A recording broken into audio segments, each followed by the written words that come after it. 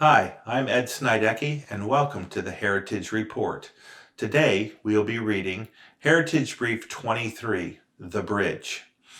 The true nature of a person is not determined by their actions, not just their beliefs or their words. Beliefs and words are important, but there is a reason why Jesus said we would know people by their fruit instead of by their beliefs or their words. If everyone was completely true to their beliefs and their words, we could know others by these. But most will say things and claim to believe things that their lives and actions do not reflect. The word integrity comes from the concept of wholeness. When our actions reflect our beliefs and our words, we have integrity. Such integrity leads to faithfulness and trustworthiness. These are basic in our relationship with God and others. Faith in God begins with knowing His word is true.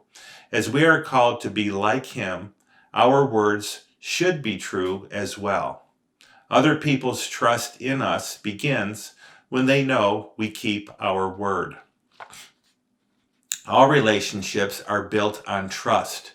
You can love someone, but your relationship with them will be shallow at best if you do not trust them. Trust is the bridge between people that relationships are built on.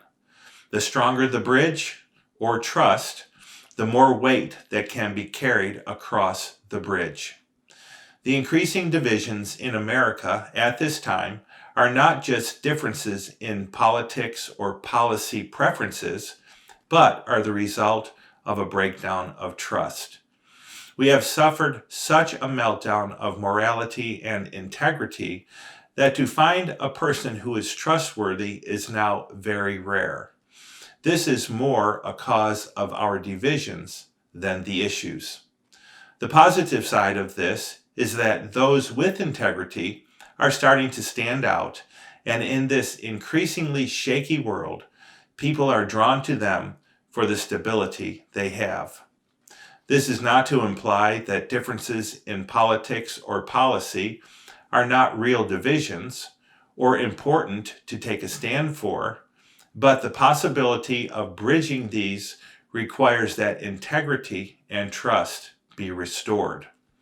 The important question is, how is trust restored when it has been lost?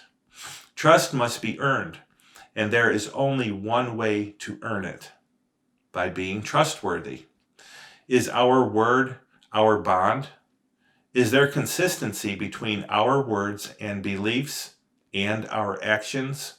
Just as some of the greatest bridges have been engineering marvels of the world, so is a trustworthy person now a great marvel. Such people can be bridges between others. Even more serious than the divisions between the political parties in our nation is the growing division between the American people and their government. There is a popular saying that you can tell when a politician is lying because their lips are moving.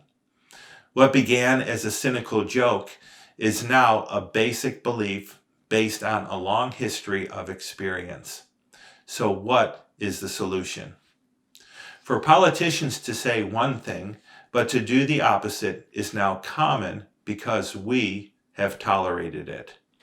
We now expect the title of a new law or bill to be the opposite of what it actually does, because we have tolerated this lack of integrity and truth. A dramatic recent example of this that is still an open wound in America is the Affordable Care Act. We were promised that it would lower the cost of health care, and that if we liked our present policy or doctor, we could keep them. None of which was true, but was the opposite of the truth. This law was passed, even with an overwhelming disapproval by the American people. But it should give us hope that the American people are still pushing back on it. We could recount many examples of a lack of integrity by elected officials. But an even deeper problem is how people with so little integrity are getting elected. Presently, those most likely to get elected are those who are best at self-promotion and attacking their rivals. After that, lying and exaggerating with a straight face helps. This reflects how far we have fallen, not them. Why do we tolerate this? What can we do about it? In the Old Testament, God chose those who were busy doing their jobs and doing them well, even if they were menial. We see this with David and Elisha, and Jesus did the same with his disciples he called. Likewise, our government was designed to be run by doers who are willing to take time off as a duty to serve their country, not those driven by self-promotion. We can have the best form of government, but have a bad government if we do not have good people in it. The present failures are not with our form of government, but with the people we have put in it.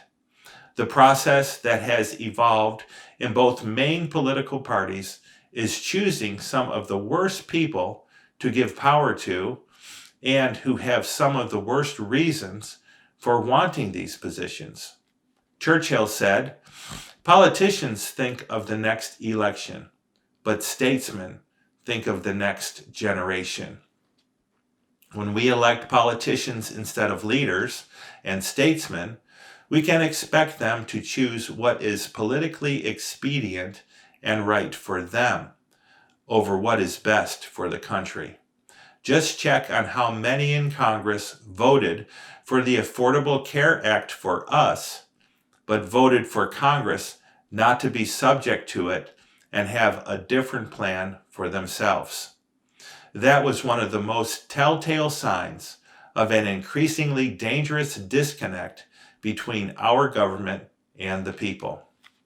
Any government led by politicians instead of proven leaders will become as dysfunctional, ineffective, and lacking in integrity as ours now is.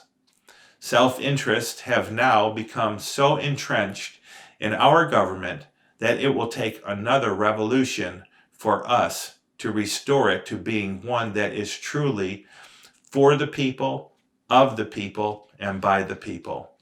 The revolution needed is not to overthrow the government, but to restore it. The turning can begin with some who are now in office that have proven to be of a different spirit than the self-serving ones. These are mostly those who made a sacrifice to be in government, leaving lucrative businesses or professions to serve. They are the type that our government was designed to be run by. Those who have been faithful to struggle against the increasing corruption and dysfunction of our government and kept their own integrity are worthy of our trust. They are presently the ones who are now holding what is left of our republic together. Our republic has not failed, but we have failed our republic, and we are the ones who must restore it. Our founding fathers advocated another revolution if our government became oppressive or dysfunctional and no longer responsive to the people it was established to serve. We are at a place where another revolution is inevitable, but that does not mean that it has to be violent. Let us pray that it comes with the least disruption and cost possible, but let us pray that it comes. Our republic will not survive much longer on its present course. The founding fathers were concerned with the moral principles of the American people more than any other attribute. They were confident their countrymen would always be brave and industrious, but they feared a future decline in their moral character. This fear probably arose from what was known about previous democratic governments. The democracies of the ancient world had fallen apart due to largely a decline in the virtue of their citizens, the people's loss of interest in their voice in governmental decisions, or a lust for power by their leaders. The Founding Fathers believed that if the American people would remain honest, be attentive to their responsibilities as citizens, eschew from personal fame and power, and love God, then America would remain a strong force for freedom and hope in the world. Gordon Lidner. Thanks for listening today to Heritage Brief 23, The Bridge. To order copies of this and other Heritage Briefs, visit Morningstar Books and Resources online at store.morningstarministries.org.